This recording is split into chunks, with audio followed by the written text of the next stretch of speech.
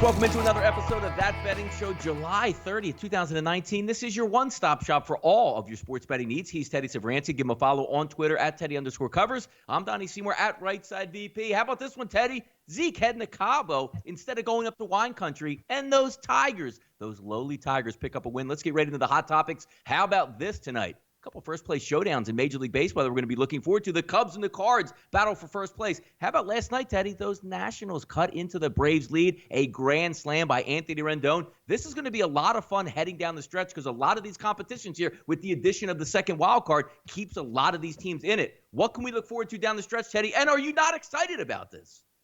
Yeah, I'll tell you what. The NL races are going to be a whole lot of fun. And there's two of them. Obviously, the Dodgers in great shape in the West. But when you look in the Central with the Cubs, Cardinals, and Brewers, all right there and all projected to be right there through August into September. Similar story in the NL East, where we have three teams. I'm not going to call the Mets a contender. But with the Braves, Nats, and Phillies all legit contenders, we're talking true battles. We're talking proper pennant races. The NL chase is going to be a whole lot of fun. Now, the good thing that we can talk about here, Ted, as we get up into the next section of Ted, betting MLB lines and stuff close to the deadline. The one thing that's going to be interesting here is because one thing we haven't seen in the past is the non-waiver deadline, which extends through August 31st. Now it's almost, you have to make up your mind right now, Teddy, within the next 24 to 36 hours, if you're going to be ready to be a contender this year, because you can no longer push through those late trades, try to get a closer, try to get a relief guy, an extra bat to pay the maximum through the waiver claims. Because we take a look at right now, betting into it, when we see, coming up against the deadline, starters and closers on high alerts, because we talked about even a couple weeks ago here on the show, some pitchers that are up saying, you know what? I really wanted to be here long term. My name's coming up in trades. It's really messing with my mind right now heading into it. Can we see a betting advantage, Teddy, coming up closer to the deadline here?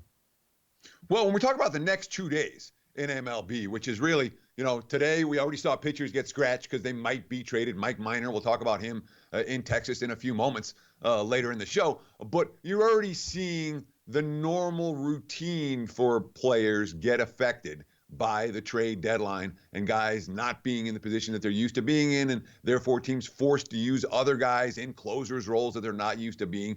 There's a lot of shenanigans, the bottom line. Certainly, I would expect more than usual in that regard tonight and tomorrow, too. So, in general, these are 2 days in the MLB betting board that I tend to take fairly lightly. This is not a day, in my opinion, to be peppering the board with a bunch of wagers.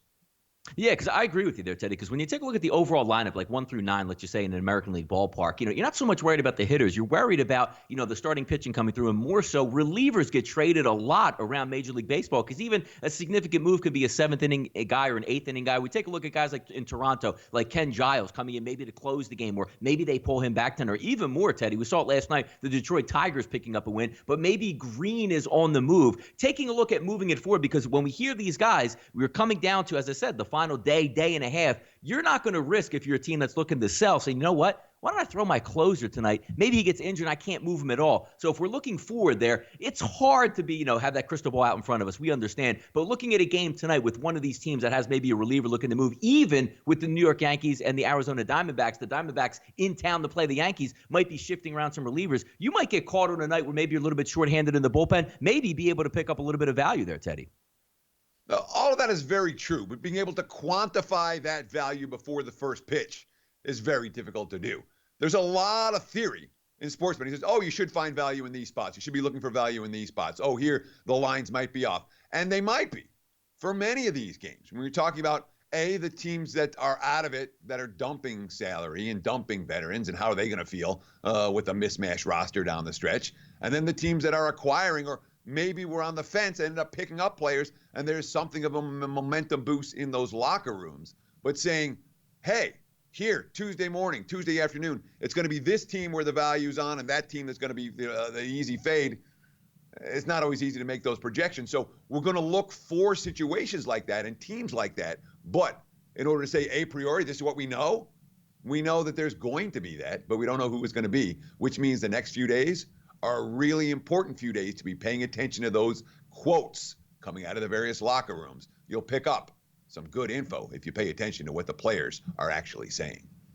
Yep, hard deadline coming at the end of this month, but also taking a look at August 31st, which we used to have being that waiver trade deadline. And one of the more maddening experiences I've had in the past is betting through September baseball, like those first 2 weeks, because you're bringing guys up from the minor league system. You're trying people out, saying, you know what, we don't have anything to lose here. Let's put the double-A kid to see if he can close out a game in a high-leverage situation. If we take a look at post-deadline advantages, Teddy, which I don't know if it's because it's interesting because it'll be the first time through, we usually wait to September to see this. Could we see like a team, again, like Arizona, just has the wholesale up. Say, look, anybody on our trade or anybody on our list is going to be available here. Just make us an offer. Could you find that, added bump momentum, saying one team's loading up, getting ready, or the one team that says, you know what, we're just going to call it, even, although we're only in like the end of July, early August. Any value statistics, maybe a couple days after the deadline, are saying, you know what, take a deep breath now. Now we think we can move forward, or some of these teams that have raised that white flag already.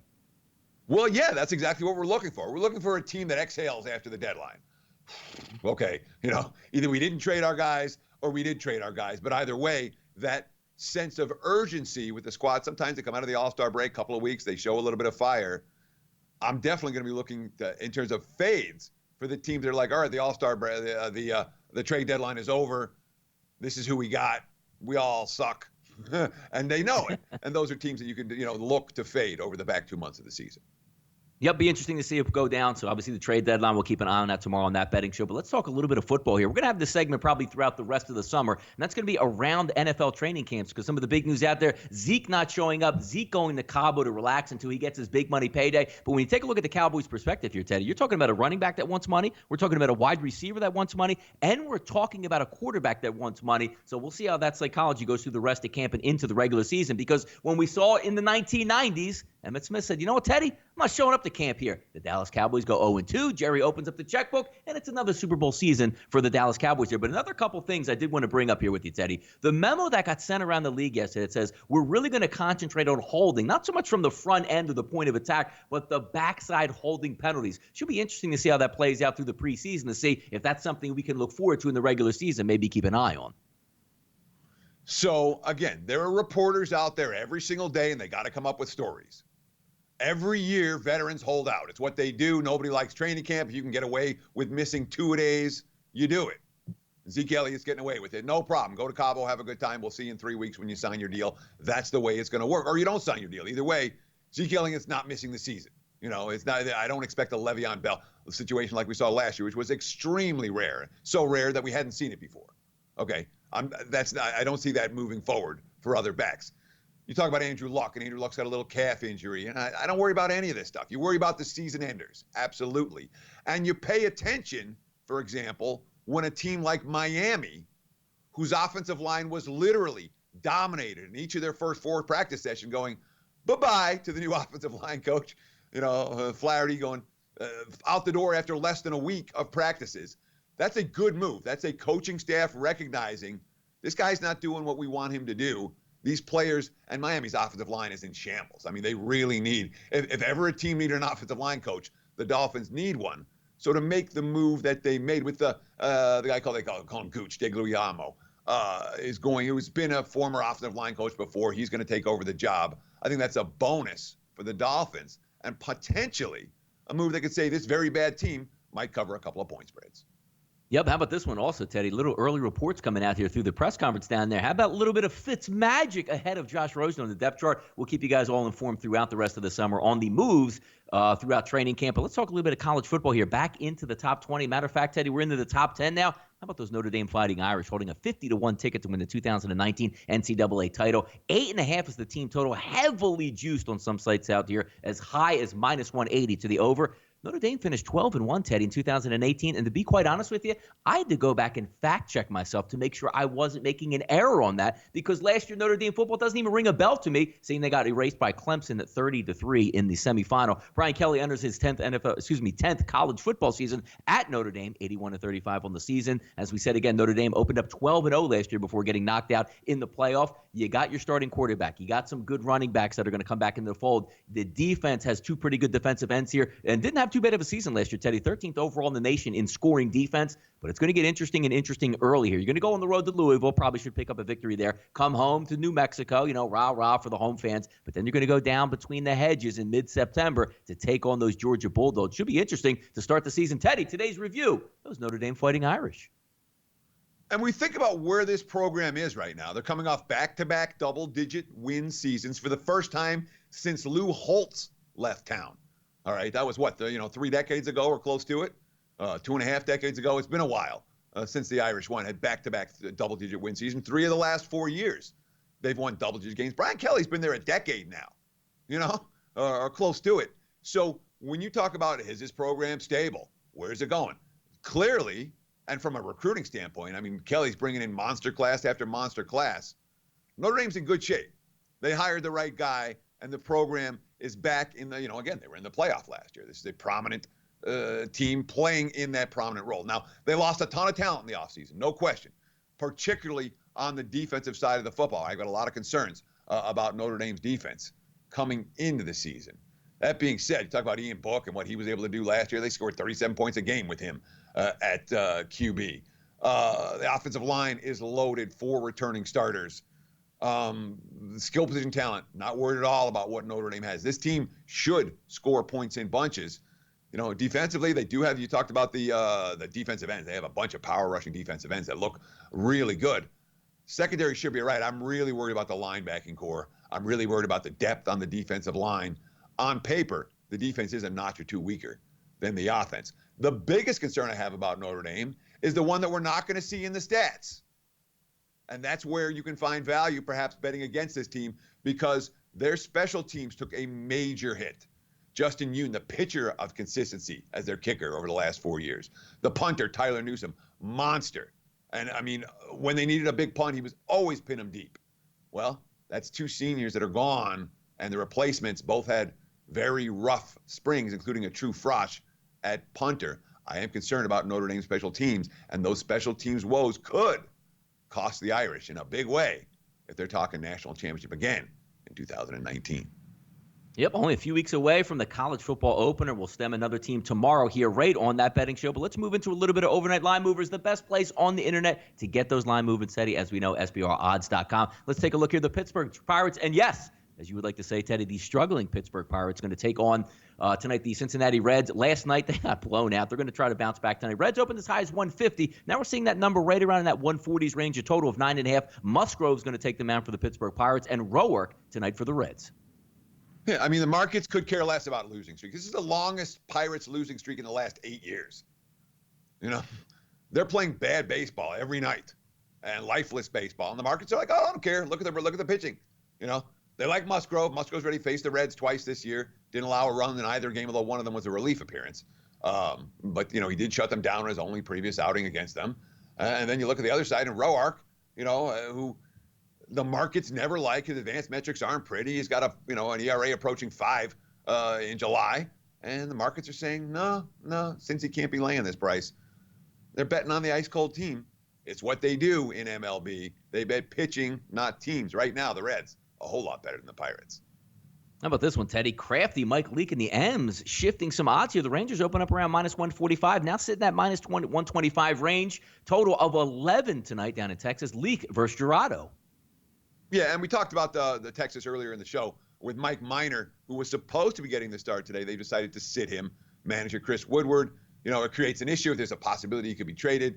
Obviously, with Mike, everyone knows he's getting a lot of publicity about being traded. It just makes sense to hold him back. If Mike's is still a Texas Ranger, he will pitch on Wednesday. I don't think anyone who follows baseball is too naive to know the discussions are going on with a lot of players who will end up not being traded.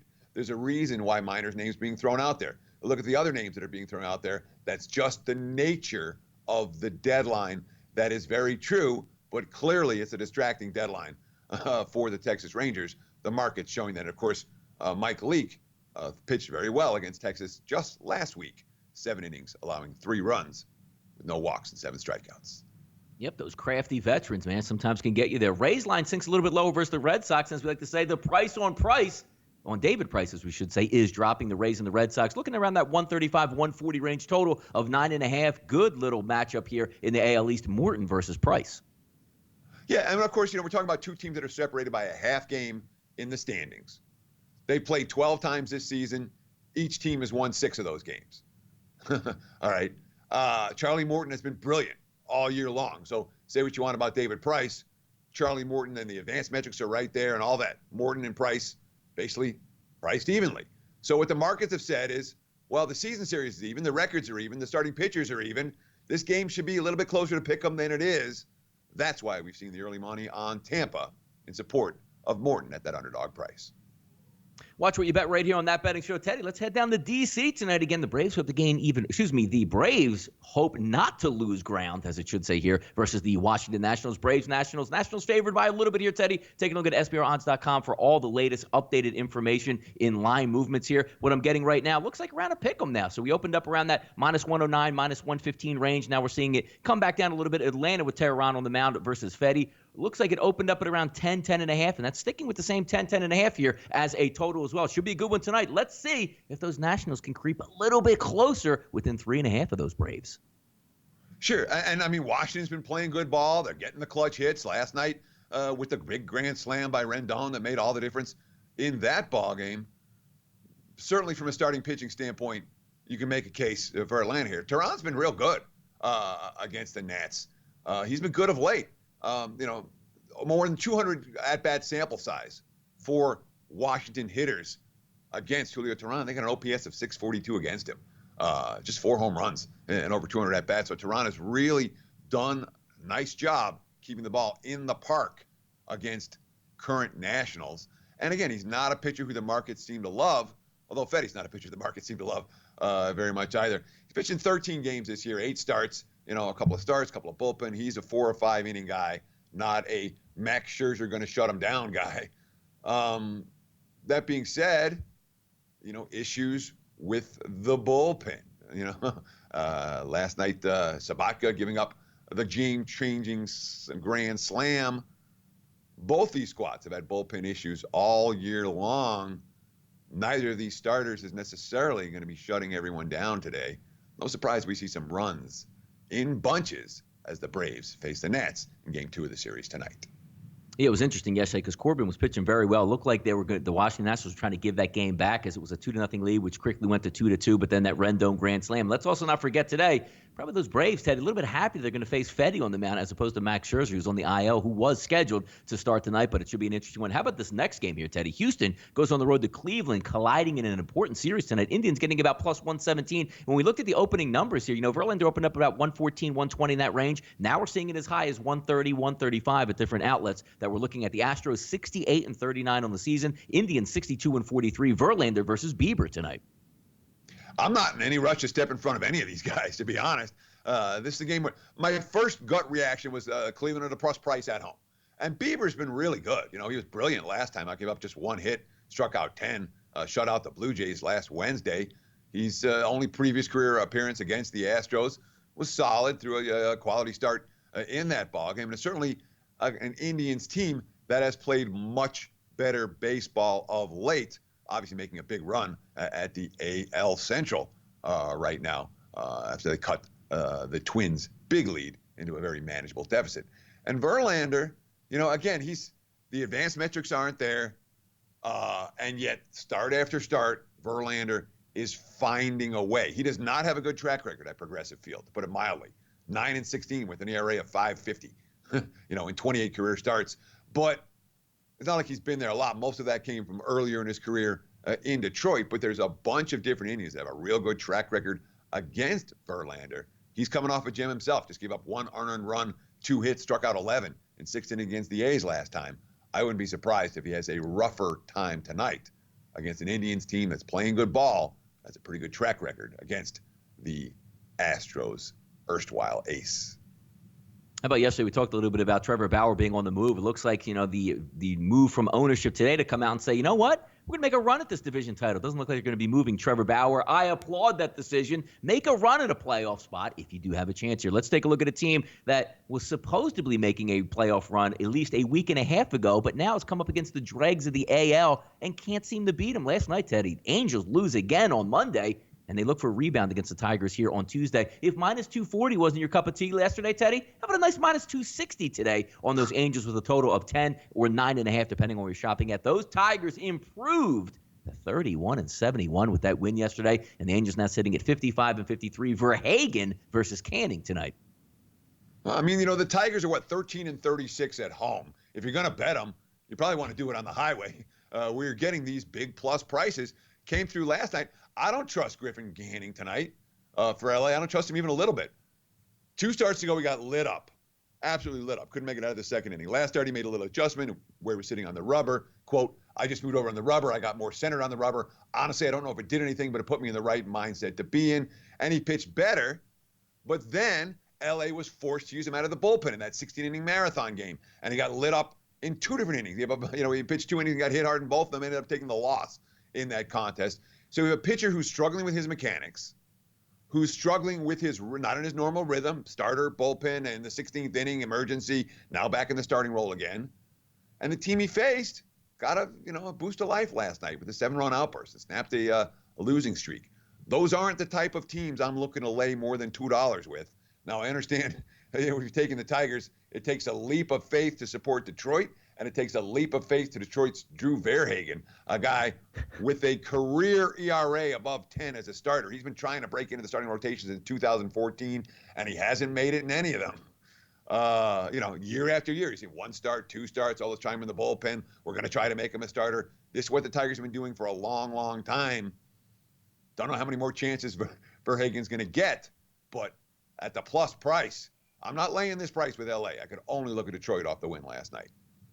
Yeah, no doubt about it. Maybe if you're not going to be able to touch up Verhagen, maybe they should look at that trade deadline, use it as an opportunity to stack up for the future. Off the mic segment today, Teddy. If you can't beat them, well, don't even join them here. How about the Clippers? Steve Ballmer, their big money owner, saying, you know what? I'm not against rebranding the Clippers or even changing the logo and even changing buildings. This is what we talked about a couple of days ago, Teddy. We're talking about, you know what? These owners out here, look, be in it because you want to win, because you want to have the best possible shot for your team to look forward. How about him talking about getting a private finance facility to say, you know what? Everybody thinks we play in the Lakers building. We're going to make our own building here. How about it, Teddy? Rebranding of the Clippers. Let's do it. I agree wholeheartedly. And frankly, I think the name should go. What are the Clippers? I mean, we know they have a modest fan base. I'll tell you what, I think it was 2002. The Clips had a fun young team. They had Darius Miles and Quentin Richardson, Lamar Odom and Corey Maggette. And I'm like, I like this Clips team. I was making money betting them. I tried to find a Clippers hat in Vegas. All right. And I mean, we shopped every boom. They weren't there. Found one finally online, brought it, wore it around. It was the only Clippers cap in Las Vegas. I'm telling you, I still have it. I think it's still the only Clippers cap in Las Vegas. The Clips don't sell any merchandise. They're not branded well. And frankly, a new name, I'd go for it if I'm Steve Ballmer. Maybe you can put away the ghosts of so many bad Clippers teams that are still hanging in the rafters of the Staples Center. I like it. Change the Clippers name. But, we're not going to change the name of that betting show. Thanks for tuning in again on July 30th, 2019. Your one-stop shop for all your sports betting needs. He's Teddy Savranci. Give him a follow on Twitter at Teddy_Covers. I'm Donnie Seymour, Rights MVP. We'll be back tomorrow, another day closer to opening kickoff of the preseason in the NFL. Keep it right here at SportsbookReview.com. Enjoy your night.